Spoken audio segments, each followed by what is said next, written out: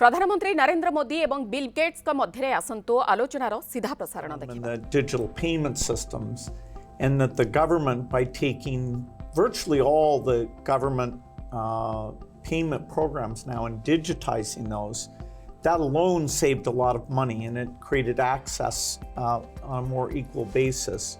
But now as you're moving into the different areas, advice for farmers, registering their land, tutoring for kids, and the health records, connecting all of those, that's kind of a second phase.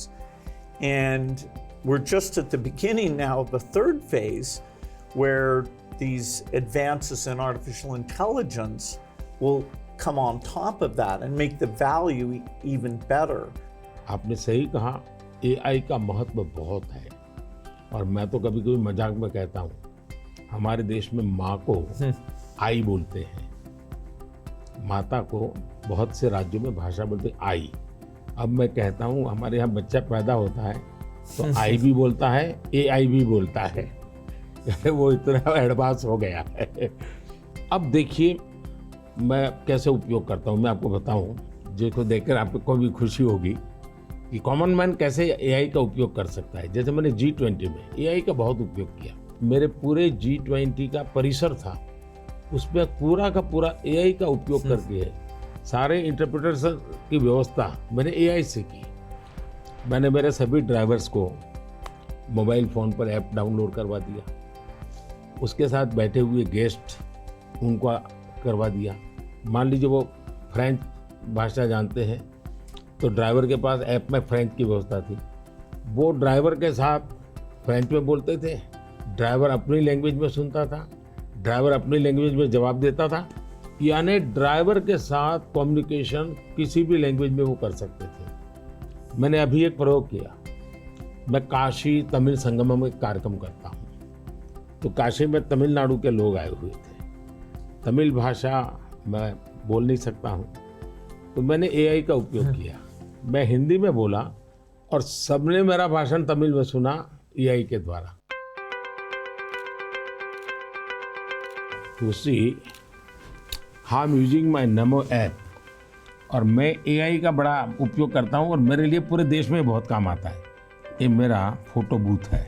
अब आप selfie ले लीजिए इस पर, take the selfie. Okay. Yeah. Wow. So you can see. Wow.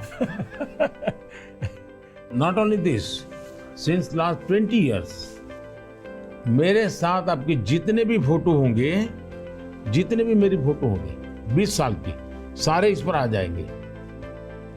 कभी और किसी public function में मान लीजिए आपका एक 1/10 पार्ट दिख रहा है, तो वो फोटो में भी अगर मैं दिखता हूँ और आपका 1/10 भी दिखता है, वो भी उसको वो रिकॉग्नाइज करके ले आता है। तो आज टेक्नोलॉजी का कैसे उपयोग हो सकता है, और मैं मानता हूँ कि इस प्रकार के प्रयोग हमें वैल्यू एडिशन करते हैं। अब पहले क्या होता था, मैं कहीं जाता था तो फोटो मांगता था, देते थे।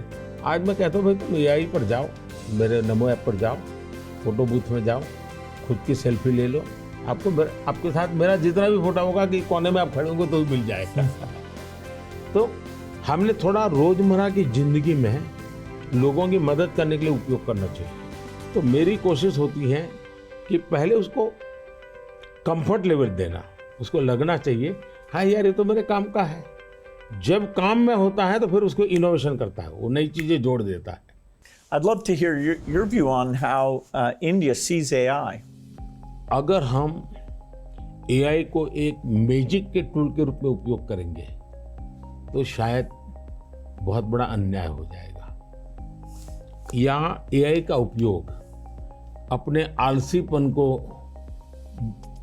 बचाने के लिए मैं करता हूँ कि भाई मुझे किसी को चिट्ठी लिखनी है, मैं ड्राफ्ट नहीं करूँगा, मैं ChatGPT को कह दूंगा कि मेरी चिट्ठी ड्राफ्ट करके दे दो, तो ये गलत रास्ता है। मुझे तो ChatGPT के साथ कंपटीशन करना चाहिए, मैंने उसके साथ लड़ाई लड़नी चाहिए कि नहीं तुम ठीक नहीं कर रहे हो, तुम ये शब्द की जगह ये क्यों नहीं लाए, तो मैं AI से आगे जाने की कोशिश करूं। अब जैसे हमारे यहाँ बहुत सारी लैंग्वेजेज हैं, बहुत सारी बोलियां हैं। मैं आई को कहता हूँ, आप इन बोलियों को पकड़िए। मेरे एस्ट्रोनॉट्स को इंट्रोडक्शन के लिए गया था, तो हमारे एस्ट्रोनॉट्स किस प्रकार से काम करने वाले थे, जो रोबोट से मैं बात कर रहा था। मैंने रोबोट से काफ़ी बातें की और मैंने देखा कि मैं अलग अलग टोन में बोलता था, थोड़ा लहजा बदल के बोलता था, और मैं देख रहा था कि वो मुझे प्रॉपर रिस्पॉन्ड कर रहा था। फिर मैंने उसका नाम बदल करके पूछने की कोशिश की, तो फिर उसने रिस्पॉन्ड नहीं किया। तो मैंने कहा आपका एआई, मैंने 3 मिनट 4 मिनट बात किया, अभी तक वो मेरी आवाज़ को रिकॉग्नाइज नहीं कर पाया। जब तक मैं उसका नाम नहीं बोलता हूँ वो मुझे रिस्पॉन्ड नहीं कर रहा। मैं वो चाहता हूँ कि मेरे आवाज़ को सेंस करे, और भले ही मैं उसका नाम न बोलूँ लेकिन वो मेरे से बात करे। तो उन्होंने कहा ठीक है, विल डू दिस। तो मैं हर बार नई चैलेंज देता रहता हूँ। Yeah, it's early days in AI, and I think everyone who uses it, in the same day you're surprised at how good it is, and you're also surprised at how bad it is. It'll do things you think are hard, and then it'll fail to do some things you think are easy.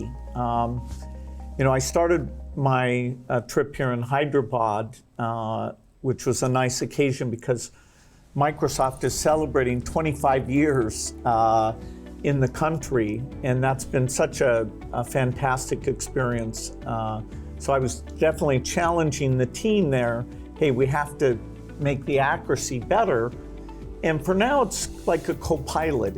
It helps suggest things, but the final decision about medicine or the letter you want to write, the final decision, we still have to review that, even though it may make us a bit more creative and a bit more productive. It seems like AI is a huge opportunity, but there's some challenges that come with that. How do you think India will approach that? देखिए, AI ने जो challenges खड़ी की हैं, वो मैंने देखा है कि इतनी अच्छी चीज अगर प्रॉपर्ली ट्रेन किया बिना किसी के हाथ में दे दी जाए तो वो मिसयूज होने की संभावना ज़्यादा है। अब मैंने एआई से जुड़े सारे ब्रेन से उनसे भी बात की। मैंने कहा शुरू में हमने कोई भी एआई जनरेटेड चीज़ है तो उस पर आना चाहिए वाटरमार्क कि ये एआई जनरेटेड है, ताकि कोई मिसगाइड ना हो। और ये बुरी चीज़ नहीं है, सिंपली इट्स एआई जनरेटेड, तो मैं उसका वैल्यू समझ लूँगा।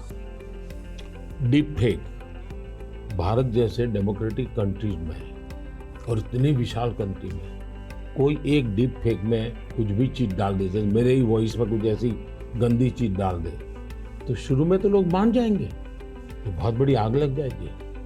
तो ये ज़रूरी है कि डीप फेक एआई जनरेटेड और ये सोर्स है। ये आज शुरू के दिनों में, आगे चल करके क्या होगा ज़रूरत नहीं पड़ेगी शायद, लेकिन ये हमने कुछ डूज एंड डोंट्स उस पर सीरियसली सोचना पड़ेगा।